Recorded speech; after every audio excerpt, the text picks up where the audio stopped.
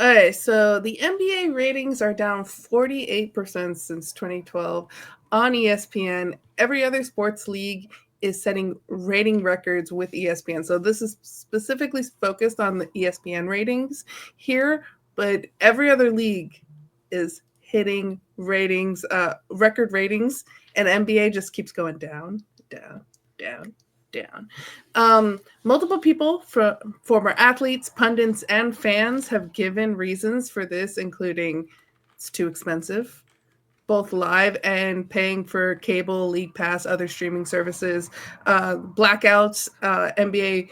Making it really hard to actually watch the game at home. Like, if you are a fan of your team, you have to have cable TV to watch them because you can't watch them on NBA Pass. Right. So, like, for me as a Miami Heat fan, like, my family, we have cable TV because my parents are still old and like their cable TV, and we're like watching news on cable TV. So Right. because of that, I get to watch the Miami Heat play on cable TV. But if you are someone like a bunch of people in the country who have cut the cable, you can't watch your team unless you live in another city. Then you can finally watch your team play. um, they also talk about the integrity of the game, players not caring until playoff time / load management. And we got some former players here. Magic Johnson, he goes, I hate it. We wanted to play every single game. It's about your ego, your passion, your love for the game. It's about those fans who paid their hard earned money to watch you play this game of basketball. You're losing games when you sit out. Then we got from Jerry West, rest in peace.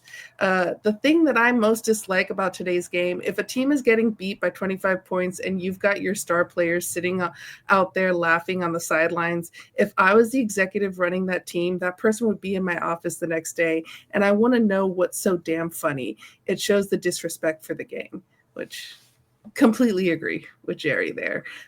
And we have been seeing a lot of that on the sidelines. Like, we're fucking losing. What are you laughing at? Like, why you should not be having fun right now because I'm not having fun watching you play. Mm-mm. Um, and then there was a lot of talk. There's way more quotes that I had and I had to take away, but all the former players are talking about focus on the 3-point shooting and analytics and lack of diversity of playing styles. Shaq, everyone wants to be Steph Curry, but everybody is not Steph Curry. We got Lou Williams. Let's get back to where our best players are being creative again. We allowed science and analytics to have too much of a say in how we play this game. We've taken the mid range out of the game. We got Rick Barry. They abuse the 3-point shot. The 3-point shot used properly is a great weapon, but it shouldn't be your primary weapon. The Warriors lost a championship because they did nothing but shoot 3-point shots in game 7 against Cleveland. Every shot they took was a distance 3-pointer. Go to the damn basket, get to the free throw line, put some points on the board. You have Ray Allen. There are so many different dynamics to the game that are being lost. The mid range game is being lost. I'd like to see the bigs have more of a footing back in the game. Then we got Kevin Garnett. It was called bad shots and lack of efficiency. It wasn't until they started fucking with all the data and saying take more threes than twos. Before that, we played ball. The ones that do have a mid range look amazing. Look at Shea. Shea got a mid range. And then we have Alonzo Mourning going, you look at taller guys now. They're gravitating more to the 3-point line, which it kind of baffles me more than anything because it's a lower percentage shot number. One. Second, if you physically menacing like a LeBron or a Joel Embiid, why wouldn't you want to take advantage of your man? Closer to that basket, force teams to double and triple team you. You can find open men who will get wide open threes. And then lastly, we got Kareem Abdul-Jabbar going, they're not teaching the young kids how to score in the paint with their backs to the basket. If you get close to the basket, a lot more of your shots will go in. So before we go to the other reasons why that people have given for the ratings going down, what do you think of everyone talking about the mid-range game is gone, the bigs are not getting to the paint, we're just shooting threes? Yeah, and I see it in high school basketball. Running cameras for the local school. It was quite a bit. I mean, the good teams would have passing and scheming, but they were still really focusing and relying on the 3-point. And yeah, it's just a lower percentage. I mean, it's splashier, right? That's what we call them, the Splash Brothers. But you could just tell, like, those that actually had a little bit of a ground game or something down low. It's a lot easier to make a layup than it is to make a 3-pointer. Mm-hmm. And if you miss the three, and a lot of people are shooting a three and then falling back into transition defense, they're not actually crashing the board and trying to go after that rebound. Then you're just giving up that. You're just wasting that opportunity essentially. Whereas if you're down low, I mean, you have a better chance of getting, the rebound and just battling it out. So, is what it is. I mean, look at other sports as well. Analytics is really taking over. But like this year in the NFL, we saw that it's the ground game that still is what will win a championship. It's defense, it's the ground game, and I think it's the same for NBA. Those who win in the post and can rebound the ball, those are the ones that are going to win the championship. Yeah, I mean, look at Boston last year. I mean, they punched you in the mouth last year. I mean, they were gritty. You look, and Oklahoma City's looking that way. I mean, look at the turnaround that Cleveland's doing this year, and it's not like they've got like superstar players. Yes, Donovan Mitchell is an all-star, but he's not the only. It's a team. It's not a bunch of dudes. It's not a bunch of like a couple of stars and a bunch of other guys that happen to be on their team. Now that there have been teams that have done that where Kobe had Powell and then a bunch of other guys around him. He still won that championship, but that was Kobe. Yeah. But I do want to say, don't blame Steph Curry. It's not Steph Curry's fault. No, it's not. It's not. I just there's so many people out there who's like Steph's ruining the game. No, he's not Steph's fault at all. It's not Steph's fault. And that's the part of the like diversity of the game. Like that is one way to play the game. And when it's just like Golden State and maybe like another team playing that way, but other teams are playing different ways, then that's different. When every team is trying to play like Golden State, and that is the front office, that is the management, that is the coach's decision. That's not Steph Curry's decision. No. Then when we're all Golden State, that's when it sucks to watch. Yeah, but kids get influenced, and that's why a lot, like you were saying about the high school, it's like they're running all these like 3-point things. I'm like, no, you can't shoot, man. Like, I don't know what to tell you. You can't shoot. You shoot 18%. Means someone's going to guard you. There's a reason you're wide open in the corner. Yeah, because they know you're not going to hit it. So people are like, there was one. I remember watching one high school tape where like these two kids would just cross half, like two steps up, cross half court and just launch. And it was like a viral video that went around. Like, see, I told you Steph Curry's ruining the game. I'm like, if I was the coach, I've been telling him stop doing that. It's not sustainable. It's not good offense. So it's not. Of course the kid's going to do that, but it's up to the coaches to tell them like, look, we can work on that, but that's not your game. You're not good enough to do it, and that's just not winning basketball. Much less fun to watch. It's just not. I mean, I try and turn on the NBA, and it's just like. I know the whole they don't play defense. Okay, yes and no. Mainly, they do play defense, but when you play so many games and the load management stuff, it's a different story. But when they can play defense, it's just everyone's so damn good. Yeah, and fast and quick, and they all can handle the ball. Like 85% of the NBA can handle the ball better than 70% of a college basketball team. Yeah. So they're just that skilled, but it's just but when you sit there and watch the same, it's like the Cantina band, like play the same song. All right, play the same song. Like if you keep watching the same shit over and over and over again, like at first it's fun. It's a banger. But then Yeah. But and I agree with like utilizing 3-pointers as like a deadly weapon. But again, not being your only weapon, as Rick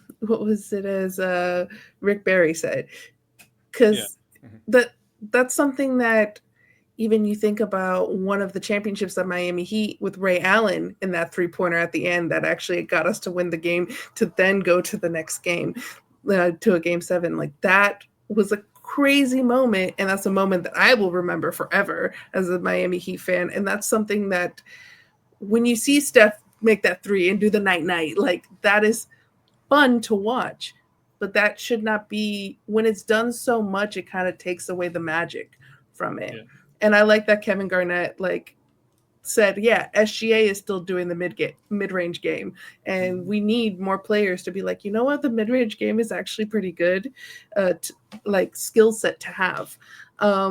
Some of the other reasons that people have given is the lack of rivalries, players not with including players not staying in one location for a long time, Magic Johnson goes, they don't hate each other anymore. No, they don't. Like, I mean, I know Larry and Magic like have become like the tightest, like the closest of all friends. But when they were on that court, they wanted to kill each other. Like I mean, they probably still do one-on-one games every now and then. Oh, they still. I mean, like Jordan during that 75 where they had all those players, like all 75, like the best 75 players in the history. He's still in there talking shit. So like Magic.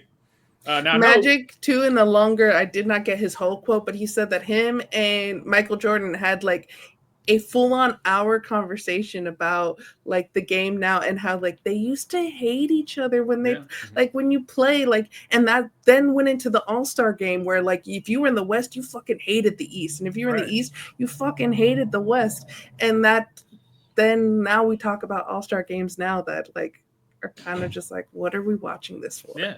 I mean, like Justin said, you know, he hated Isaiah so much he wasn't on the dream team. Like that's how it went. But of course, Jordan, he would just make, as we know, The Last Dance was a great documentary. I mean, Jordan would just make shit up in his mind. But no, Isaiah was also like, you know. But speaking about the bad boy Pistons, you can't play like that anymore. No. You can't just if Pat Riley, when he was coaching the Knicks, he said if they come down the lane and you let them score, I'm taking your ass out. Because if you don't forearm them and let them know you cannot come down this lane, then I'm taking your ass out. Like, that's how Pat, I mean, they would just, I mean, there were hard fouls after hard foul, but that was just the way it was. And now they've loosened up the rules so much where if you breathe on them, it doesn't matter if it's perfect segue, Josh. The last part was the refs and the soft technicals, players not being able to show emotion. And we got a video here to show of just like some of the technical fouls that some of these players have gotten that should not be text at all. Yeah. I'm hoping I got like video. That's me. On the floor. Technical foul, Luka. He waved him off. Appears that way. And somebody else, or is it Udoka out?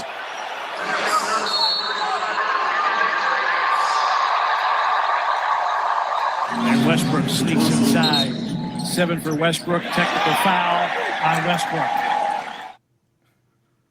Have you ever watched a game where an NBA player just gives another a simple glare and boom, they're slapped with a technical foul?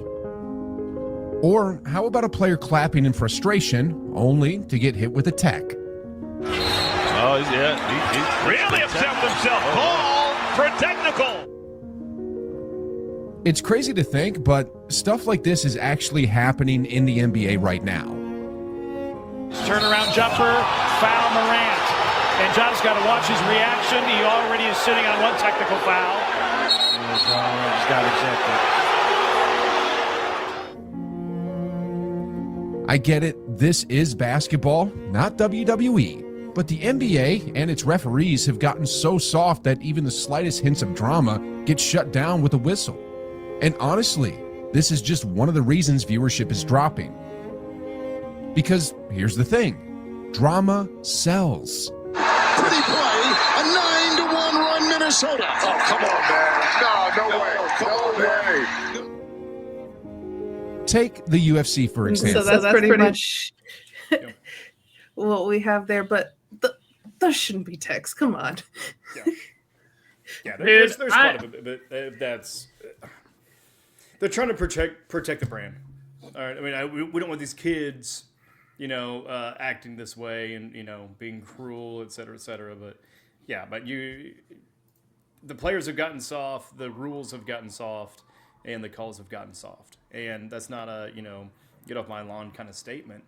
It just is what it is. I mean, in other sports, they've laxed a lot of the penalties and the rulings, or not relaxed, but maybe tightened up because of injuries, because of fights, everything of that nature, except hockey. Thank you, hockey, for still condoning it, and we celebrate it on this channel because it is fun. But yeah, it seems like the passion is gone.